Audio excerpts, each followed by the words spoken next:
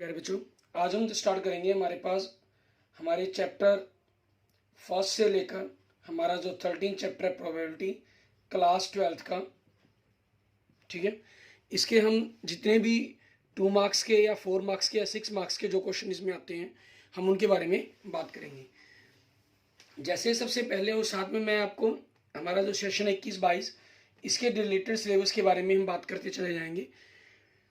ठीक है, और जनरल में सभी के बारे में जो एक्सरसाइज किसमें से कौन सा इंपॉर्टेंट क्वेश्चन है उसके बारे में आपको बताऊंगा।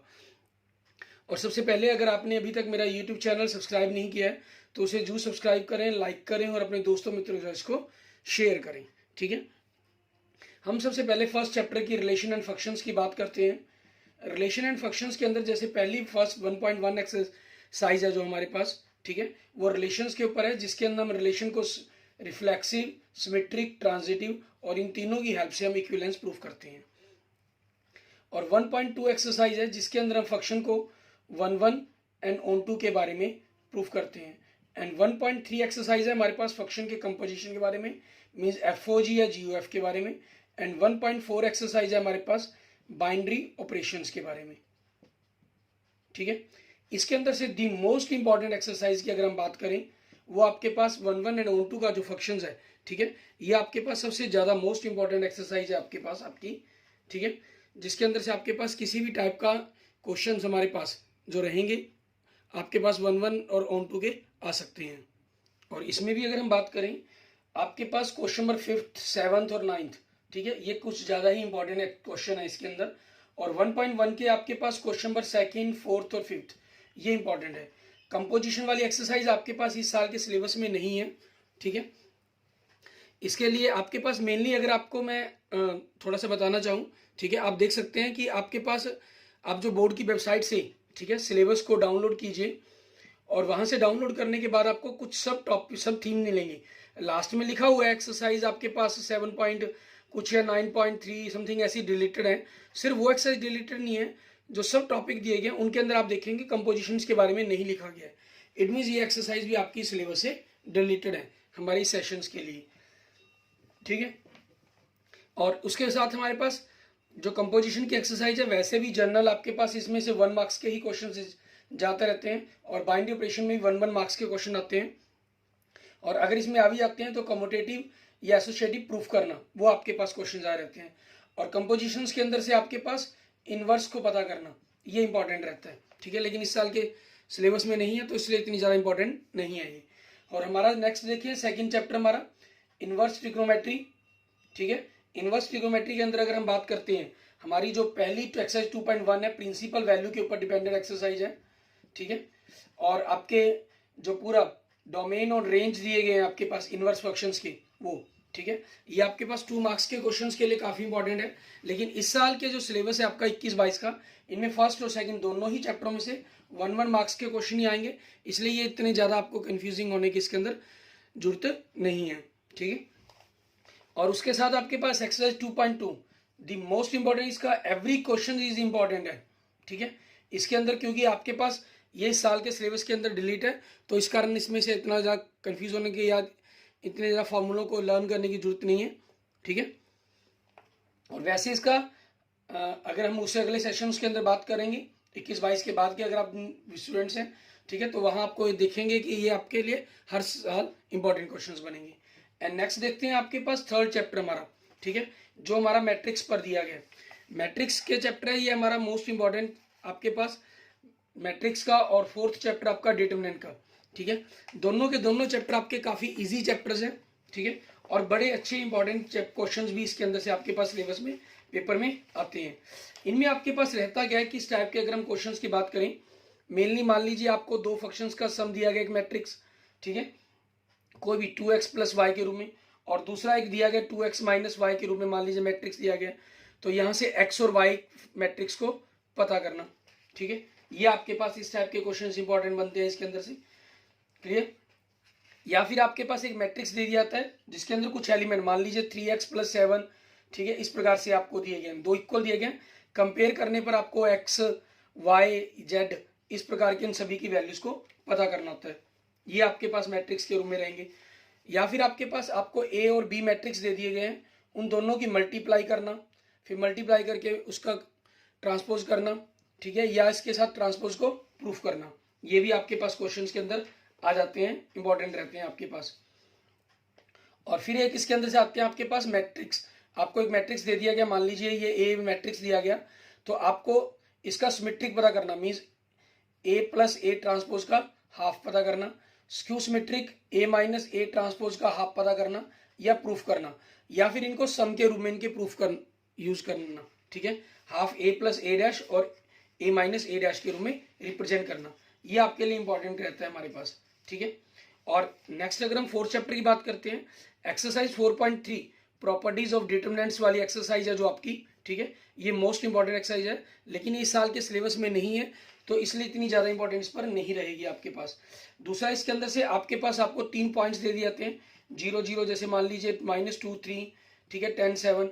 आपको एरिया ऑफ ट्रायंगल पता करना डिटरमिनेंट का यूज करते हुए, ठीक है, वो आपके पास इस एक्सरसाइज का हर क्वेश्चन इंपॉर्टेंट है आपके पास, ठीक है, एग्जाम के व्यू से। और दूसरा, इसके अंदर मैट्रिक्स मेथड का यूज करते हुए एक्स वाई जेड की इक्वेशंस को सॉल्व करना, x minus y plus 2z is equal to 7। Next equation जैसे हम लिखे 3x plus 4y minus 5y is equal to -5, ठीक है। और नेक्स्ट लिखे हमारे पास 2x minus y plus 3z is equal to 12, ठीक है। इस प्रकार से आपको 3 इक्वेशन दी जाती है और उन तीनों इक्वेशन को सॉल्व करके आपने वैल्यूज को पता करना होता है एक्स वाई जेड की को। ये इंपॉर्टेंट है आपके पास इस साल के लिए। एरिया का क्वेश्चन इंपॉर्टेंट है, लेकिन इतना इंपॉर्टेंट नहीं है, ये ज़्यादा इंपॉर्टेंट होती है एक्सरसाइज 4.3, लेकिन ये हमारे सिलेबस में नहीं है। और इसके साथ आता है आपको एक मैट्रिक्स दे दिया जाता है, a² minus 4a plus identity 2 is equal to 0, mean 2 order का मैट्रिक्स दिया गया आपको। यहाँ से इनको इक्वेशन को सेटिस्फाई करना, फिर आपने ए इनवर्स को फाइंड करना, ठीक है, या ए इनवर्स को डायरेक्ट इस इक्वेशंस के बिना फाइंड करना। वो आपके पास इस साल के सिलेबस में इंपॉर्टेंट रहेंगे, जिसमें ये क्वेश्चन सबसे ज्यादा इंपॉर्टेंट माना जाता है आपका, ठीक है, आपका एक्स वाई जेड की वैल्यूज को सॉल्व करना, पता करना। इसके बाद देखते हैं हमारे पास नेक्स्ट हमारा 5th चैप्टर, ठीक है। और उससे पहले अगर आपने अभी तक मेरा यूट्यूब चैनल विजय जाखड़ बंसल मैथ को नहीं सब्सक्राइब किया है तो उसे प्लीज जरूर सब्सक्राइब करें, ठीक है, और इसे अपने दोस्तों मित्रों के साथ भी जरूर शेयर करें, ताकि आपको भी बेनिफिट हो और आपके दोस्तों को भी इस वीडियो का बेनिफिट हो, वो अच्छी तरीके से अपने पेपर की अच्छे से तैयारी कर सकें, ठीक है। और इसके बाद देखते हैं हमारे पास 5th चैप्टर के अंदर हमारे पास जैसे कंटिन्यूटी एंड डिफरेंशियलिटी के बारे में। तो इसमें सबसे पहले हम कंटिन्यूटी के बारे में बात करते हैं, मीन्स एक्सरसाइज 5.1 है आपकी, उसके ऊपर क्या रहेगा आपके पास। इसमें आपके पास जो कंटिन्यूटी के रहेंगे इस टाइप के क्वेश्चंस, जैसे मान लीजिए आपको एक फंक्शन दे दिया गया, ठीक है, x³ माइनस 3 x² प्लस 1, ठीक है, x less than equal than 2 x is greater than 2। ऐसे फंक्शंस को आपने कंटिन्यू प्रूफ करना, ठीक है, कंटिन्यूस है या नहीं है at x is equal to 2 पर आपके पास, ठीक है। और दूसरा क्वेश्चन आपके पास वैल्यूज के अंदर पता करना आपने, मान लीजिए अगर हम बात करें, ठीक है, आपको फंक्शन दे दिया गया kx प्लस 1, अगर x की value less than equal than 5 है, x is greater than 5, then आपके पास 3x माइनस 5, और at x is equal to 5 पर आपके पास जो फंक्शन है वो आपका कंटिन्यूस है, तो वहां से x की वैल्यू k की वैल्यू को फाइंड करना, इस टाइप का। या इसके साथ आपके पास आता है एक मॉडुलस फंक्शन, x माइनस 2 का मॉडुलस अपॉन x माइनस 2 आपके पास when x is not equal to 2, and आपके पास अगर हम कहें -1 when x is equal to 2, ठीक है। और इसमें आपके पास चेक करना at x is equal to 2 पर आपके पास फंक्शन कंटिन्यूस है या नहीं। इस टाइप के जो क्वेश्चन हैं आपके लिए वो एग्जाम के अंदर काफी इंपॉर्टेंट रहते हैं, ठीक है। और डिफरेंशिएट एक्सरसाइज के अंदर से अगर हम बात करें, आपके इस टाइप हम फंक्शंस, हमारे पास ऐसे फंक्शन जिसके अंदर आपको x और y दोनों अलग अलग वेरिएबल के फंक्शन दिए गए होते हैं हमारे पास। जैसे मान लीजिए x a आपको cos theta plus theta sine theta दे दिया गया, और y आपको v, ठीक है, sine theta minus theta cos theta दे दिया गया, और आपको dy dx पता करने के लिए कहा गया। इस टाइप के जो क्वेश्चंस रहेंगे, और वैल्यूज पर भी कई बार कह दिए जाते हैं, मान लीजिए आपको π/4 वैल्यू पर कह दिया गया, ठीक है, ये पता करें आपके पास, क्लियर। और ऐसे ही आपके पास इस तरह के जो क्वेश्चंस हैं वो इंपॉर्टेंट क्वेश्चंस हैं, क्योंकि ये मोस्टली हर साल पेपर में इस टाइप के क्वेश्चंस आए ही आए हैं। अगर हम बात करें सन 2019 के अंदर देखिए हमारे पास, ठीक है, 20 के अंदर देखिए, इन सभी पेपरों के अंदर आपके पास इस टाइप के क्वेश्चन 100% आते हैं। और दूसरा आपके पास जो फंक्शंस के अंदर सिकेंड या साइन इनवर्स, जैसे भी किसी भी इनवर्स के साथ आपको दिया गया, मान लीजिए सिकेंड इनवर्स के साथ दिया गया 1/2x² - 1, ठीक है। यहाँ से आपको dy/dx पता करना, पर क्योंकि इस बार आपके पास इनवर्स की जो प्रॉपर्टीज हैं, ठीक है, एक्सरसाइज 2.2 के सिलेबस में नहीं है, तो मेरा मानना है कि ये सिलेबस में नहीं आएगी, लेकिन इन्होंने डिफरेंशिएट के सिलेबस में इन क्वेश्चंस को स्पेशल डिलीट नहीं किया है, ठीक है ना। तो आपके पास ये आंसर भी सकते हैं। तो अगर आप इनकी अच्छी तरह तैयारी करना चाहते हैं तो एक्सरसाइज 2.2 को भी आपको अच्छी तरह से समझना होगा, उसको अच्छी तरह से करना होगा आपको, ठीक है। क्योंकि 12th के सिलेबस में ऐसे बहुत से टॉपिक हैं जो एक दूसरे से जुड़े हुए हैं, और जुड़े हुए होने के कारण हम किसी भी टॉपिक को छोड़ नहीं सकते हैं। हमारे लिए हर टॉपिक करना जरूरी है। और इसके साथ आपके पास इंपॉर्टेंट क्वेश्चन है जो हमारे पास, आपको डिफरेंशिएट करना y = cos x, ठीक है, की पावर x कह लीजिए, या आपके पास ऐसा कोई फंक्शन होना cos x की पावर x, इस टाइप के फंक्शंस को डिफरेंशिएट करना आपने, ठीक है। मीन जहां हम लोग फार्मूला यूज करवाते हैं, ठीक है, ये आपके पास। और दूसरा इसी तरह के कुछ फंक्शंस, मीन्स मेनली इसके अंदर मैं मान के चलता हूँ एक इस टाइप के क्वेश्चन, दो, और तीसरी टाइप ये मैं काफी कम मानकर चल रहा हूँ कि आपके एग्जाम में आ सकती है। मान लीजिए आपको कहा जाए कि फंक्शन sin² x को डिफरेंशिएट करें विद रिस्पेक्ट टू, मीन्स एक पूरा फंक्शन दे दिया जाता है, इसी टाइप के फंक्शंस को कहने का स्टाइल चेंज कर दिया गया। आप इसको y और दूसरे को z = लेट मानकर सॉल्व करेंगे, मीन्स आपको e की पावर cos x के रिस्पेक्ट में डिफरेंशिएट करने के लिए कहा गया। तो इसी फंक्शन को इस रिस्पेक्ट में आपने इसको y और z माना, इट मीन्स आपको dy/dz पता करना है, ठीक है। ये चीजें आपके पास इस टाइप के जो क्वेश्चन रहेंगे आपके लिए एग्जाम के अंदर, वो काफी ज्यादा इंपॉर्टेंट रहेंगे आपको, ठीक है। इस तरह का कोई भी क्वेश्चन आपके पास पेपर में सॉल्व करने के लिए आपको आ सकता है। उसके बाद बात करते हैं हम 6 चैप्टर्स के अंदर हमारे पास एप्लीकेशन ऑफ डेरिवेटिव्स के अंदर, ठीक है। मीन्स डेरिवेटिव के अंदर आपके पास किस किस तरह के क्वेश्चन रहेंगे। इसमें सबसे पहला क्वेश्चन आपके पास बनता है फाइंड द इंटरवल, ठीक है।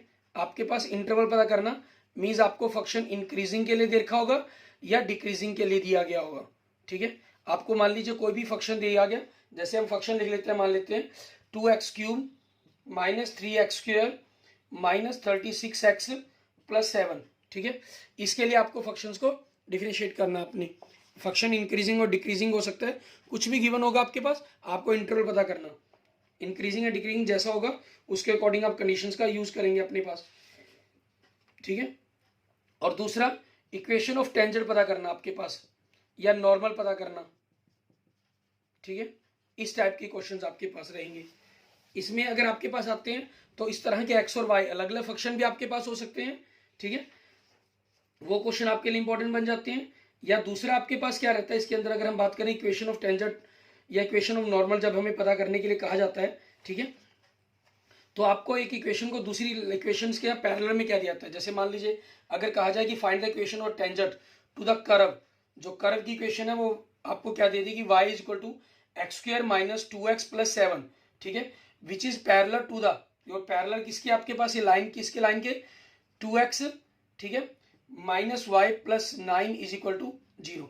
इस तरह से आपके पास इस टाइप के जो क्वेश्चन है आपके, उनके बारे में पता करना। और तीसरा इसके अंदर आपके पास जो रहेंगे वो मैक्सिमम और मिनिमम के क्वेश्चंस आपके पास रहेंगे, ठीक है। मैक्सिमम और मिनिमम के क्वेश्चंस, ठीक है, इनमें भी आपके पास मैक्सिमम मिनिमम के क्वेश्चन कौन से रहते हैं, स्टेटमेंट वाले क्वेश्चंस आपके पास, ठीक है, ये क्वेश्चन रहते हैं।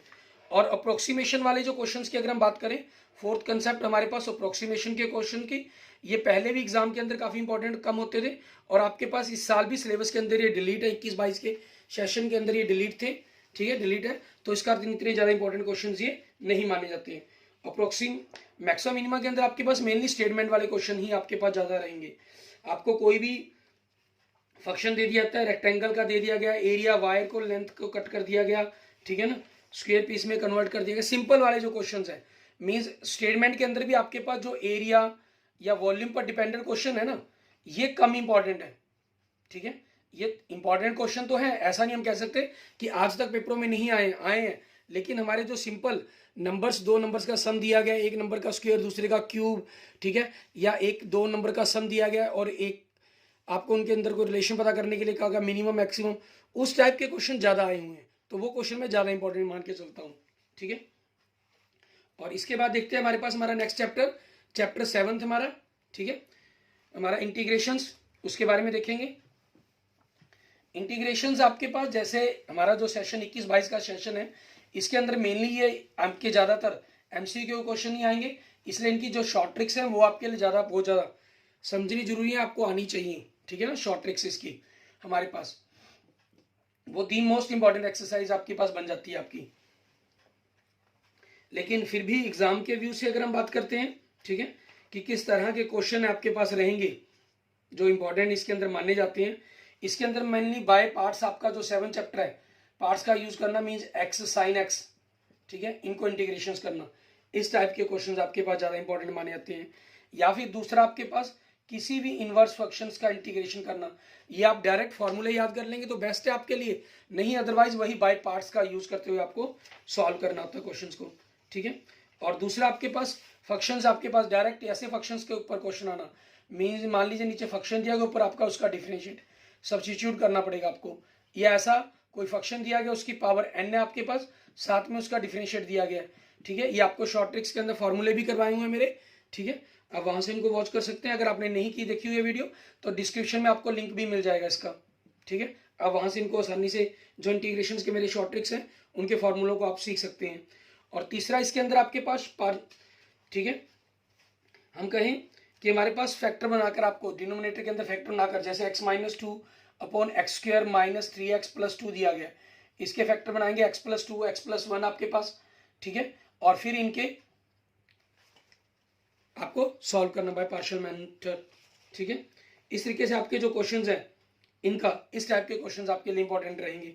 बाय पार्ट्स वाले जो क्वेश्चंस हैं ये सबसे ज्यादा इंटीग्रेटिंग बाय पार्ट्स, ठीक है, ये मोस्ट इंपॉर्टेंट क्वेश्चंस है आपके पास सिलेबस के, हम यूं कह सकते हैं।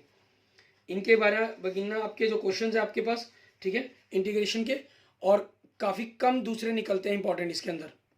ये आपके पास इनडिफाइंड इंटीग्रल का हो गया, और डिफाइंड इंटीग्रल के अंदर मेनली आपके पास जो प्रॉपर्टीज का यूज करना है हमें, ठीक है, वो एक्सरसाइज आपके पास ज्यादा इंपॉर्टेंट है इसके लिए एग्जाम के व्यू से, ठीक है।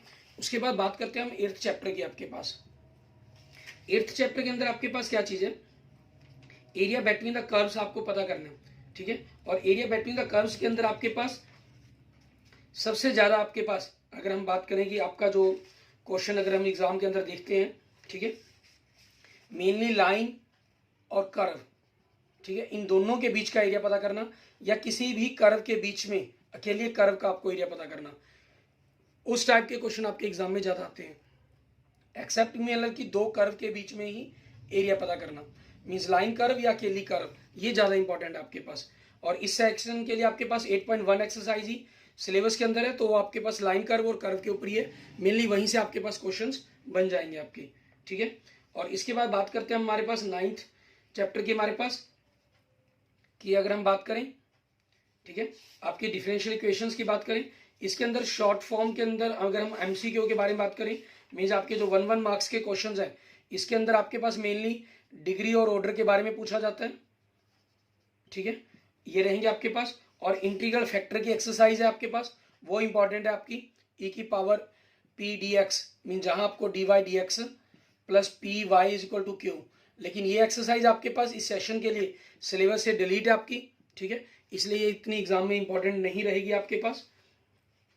और दूसरा फिर आपके पास होमोजीनियस वाली एक्सरसाइज आपके पास, मीन जैसे मान लीजिए आपको कोई भी होमोजीनियस जिसके अंदर मीन्स आपकी पावर लेफ्ट और राइट साइड के अंदर पूरी एक्स वाई की पावर आप y is equal to v x मानकर सॉल्व करते हैं, ठीक है, ये क्वेश्चंस। और इनसे भी ज्यादा अगर हम बात करें इस टाइप के questions, y dx minus x d y is equal to x y d x, जहां आप x और y के फंक्शन को इजिली आसानी से अलग अलग करके इंटीग्रेट कर पाए, ठीक है, और सॉल्व कर पाए, ये क्वेश्चन आपके लिए सबसे ज्यादा इंपॉर्टेंट है इसके अंदर से आपके 9 चैप्टर में से, क्लियर। इसके बाद अगर हम बात करते हैं हमारे पास हमारा 10th चैप्टर, ठीक है, वेक्टर वाला हमारा वेक्टर का चैप्टर, उसके अंदर से आपके पास क्या रहेगा उसके बारे में हम बात करते हैं। इंपॉर्टेंट के बारे में हम देखें तो आपका जो चैप्टर है हमारे पास वेक्टर 10th, और 11th चैप्टर हमारे पास 3 डायमेंशनल ज्योमेट्री, ठीक है। इन 3 डायमेंशनल ज्योमेट्री के अंदर से आपके पास angle between 2 planes, 2 lines, plane and line, ये तीनों चीजें आपके पास सेशन 21-22 के लिए आपकी सिलेबस से डिलीट है, इन पर कोई भी क्वेश्चन नहीं रहेगा, नहीं अदरवाइज ये तीनों ही आपके इंपॉर्टेंट टॉपिक हैं, ठीक है ना। और इनमें भी क्वेश्चन कई बार आपके पास 3 डायमेंशन ज्योमेट्री के अंदर से आ जाता है। अब आपके पास क्या रहेगा इसके अंदर से, अगर हम बात करें वेक्टर में से, आपके पास एरिया ऑफ ट्रायंगल पता करना, ठीक है, ये आपके पास एक इंपॉर्टेंट टॉपिक है। क्लियर। आपको वर्टेक्स दिए हो सकते हैं जैसा मर्जी, आपको सिंपल वर्टेक्स, ठीक है, साइड्स के बारे में या साइड्स की रेशो दी हो सकती हैं, कुछ भी आपको किसी भी तरह का रिलेशन गिवन हो सकता है आपके पास। और दूसरा आपके पास ए क्रॉस बी वेक्टर पता करना, फिर उनका मॉडुलस पता करना, और या इनके साथ कॉस या साइन थीटा का एंगल को पता करना, ये आपके पास इंपॉर्टेंट रहेंगे, ठीक है। और आपके पास शो करना कोई भी दो वेक्टर आपस में ऑर्थोगोनल है या परपेंडिकुलर है या राइट एंगल ट्रायंगल है, इस तरह से प्रूफ करना आपको। मान लीजिए कोई दो वेक्टर दे दिए गए या 3 वेक्टर दे दिए गए, मान लीजिए 2i माइनस जे प्लस के, दूसरा वेक्टर आपको i minus 3j minus 5k, उससे अगला वेक्टर आपको 3i minus 4j minus 4k, ठीक है, इस टाइप के वेक्टर दे दिए गए। आपको इनको प्रूफ करना है कि राइट एंगल ट्रायंगल वर्टेक्स है आपके पास, ठीक है। तो आपको करना क्या होगा, तीनों के तीनों आप इन दोनों की डॉट प्रोडक्ट करेंगे, इन दोनों की डॉट प्रोडक्ट, फिर इन दोनों की डॉट प्रोडक्ट, आपके पास सेम आपके पास आ गई, ठीक है, इक्वल टू 0 बन जाएगा आपके पास dot product, then vectors are the perpendicular to each other हो जाएगा, आपके पास प्रूफ हो जाएगा आपका। और एक इसके अंदर से आपके पास बनता है यूनिट वेक्टर पता करना आपने, ठीक है, या किसी जिसको मैग्नीट्यूड आपको गिवन कर देता है कि 7 उसका मैग्नीट्यूड हो वो पता करना, 10 हो 12 हो, इस टाइप के वेक्टर्स आपको पता करने, ठीक है। ये आपके सिलेबस के लिए काफी ज्यादा इंपॉर्टेंट रहेंगे हमारे पास। क्लियर। और 3 डायमेंशनल ज्योमेट्री की जैसे हम बात कर रहे हैं कि 3 डायमेंशनल ज्योमेट्री के अंदर आपके पास एंगल्स वाला पोर्शन आपके पास सिलेबस के अंदर नहीं है, ठीक है, तो इनके अंदर आपका नहीं रहेगा। अब इसके अंदर आपके पास क्या होगा, इक्वेशन पता करने आपके पास सिलेबस में रहेंगी mainly, equation of line for 3 dimensional geometry या इक्वेशन ऑफ प्लेन, ठीक है, ये आपके पास पता करना, या फुट आपके पास, या इमेज के कोई आपको एक पॉइंट है, ये प्लेन है आपके पास मान लीजिए, ठीक है, इस प्लेन किसके ऊपर जो परपेंडिकुलर गिरेगा इसके कोऑर्डिनेट, या यहाँ से इसकी जो इमेज गिरेगी बनेगी उसके कोऑर्डिनेट आपको पता करना, ठीक है। ये मोस्ट इंपॉर्टेंट, ये भी टॉपिक आपका काफी अच्छा इंपॉर्टेंट है। और इक्वेशन ऑफ लाइन और इक्वेशन ऑफ प्लेन, ठीक है, ये भी आपके पास काफी इंपॉर्टेंट है हमारे पास। Direction ratio and direction cosines के बारे में ये आपका सिलेबस के अंदर इंपॉर्टेंट रहेगा। मेनली अगर हम बात करें इक्वेशंस, ठीक है, ये हर साल सिलेबस के पेपरों में आई हैं। Equation of the plane through the points, आपको 2 या 3 प्लेन के लिए 3 पॉइंट्स आपको गिवन कर देते हैं और इक्वेशन पता करना। अगर हम 18 का पेपर देखें, 19 के पेपर देखें, वहां हर साल ये क्वेश्चन आए हुए हैं आपके पास, ठीक है। और पीछे अगर हम 14-15 के पेपर भी देखें तो वहां भी आपको इन क्वेश्चनों के बारे में जानकारी मिलेगी, ठीक है। और कन्वर्ट करना इक्वेशंस को एक फॉर्म से दूसरी फॉर्म के अंदर कन्वर्ट करना, वो भी आपके पास सिलेबस के अंदर रहेंगे हमारे पास। और उसके बाद बात करते हैं हम 12th चैप्टर की। इसमें आपके पास 6 मार्क्स का ही क्वेश्चन आपके पास आएगा। इस साल के सिलेबस के अंदर आपके पास जो एक्सरसाइज की अगर हम बात करें, ठीक है, मेनली 12.1 एक्सरसाइज आपके पास सिलेबस के अंदर से, तो वहीं से आपके पास क्वेश्चन बनने हैं इसके, ठीक है। मीन स्टेटमेंट वाले जो क्वेश्चन है 12.2 ये आपके पास सिलेबस में नहीं है, तो यहाँ से क्वेश्चन नहीं आएगा, यहीं से क्वेश्चन आपको आना है, ठीक है। लेकिन अगर आपके टीचर्स ने आपको करवाया तो आप उसको भी अच्छी तरह प्रैक्टिस कर लेंगे 2-4 क्वेश्चन की। इसमें क्या है, सिर्फ एक्स्ट्रा आपको स्टेटमेंट बनाकर फिर उनको सॉल्व करना एलपीपी को, ठीक है, वैल्यूज को निकालना। 12.1 में आपको डायरेक्ट इक्वेशन गिवन है, अपने क्वेश्चन को सॉल्व करना, ठीक है। तो यहाँ से 2-3 क्वेश्चन की भी अगर आप प्रैक्टिस कर लेते हैं तो आपको कंसेप्ट आसानी से क्लियर हो जाता है, ठीक है। और क्वेश्चन कोई भी आ सकता है इसके अंदर से, कोई पर्टिकुलर क्वेश्चन के बारे में हम कुछ नहीं कह सकते कि ये क्वेश्चन इंपॉर्टेंट है या ये टॉपिक इसके अंदर, क्योंकि टॉपिक ही एक है इसके अंदर गिवन आपके पास, ठीक है ना।